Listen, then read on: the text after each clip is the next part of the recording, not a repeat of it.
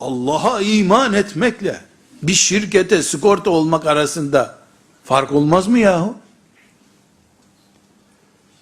İnsanlar arabasını bir sigorta firmasına sigorta ettiriyorlar da, işte bizim sigorta firması çok güçlü.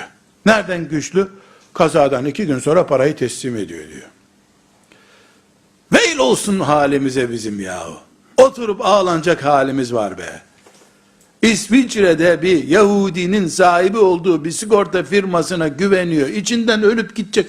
Ailece ölecekler arabada. Onu düşünmüyor da geri kalanlara sigortayı öder bu firma diyor. Sen öldükten sonra sigortayı ödeseler ne olur, ödemeseler ne olur? Yani kafaya bak sen.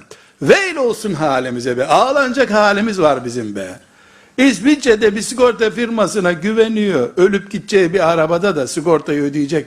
Benim Rabbim Allah'tır derken bastığı yer çökmesi lazım bir Müslümanın be. Ben eğer iman ehliysem ellerimi kaldırıp ya Rabbi dediğimde bir meleğin şu elimi tutup beni arşa kadar taşıdığını inanmam ve hazzını yaşamam lazım. Rabbim Allah'tır diyebilmek için. Ağlanacak halimiz var bizim. Olaylara değil ama. Bu olaylar kaderimdi benim. Gafletimin sonucuydu benim.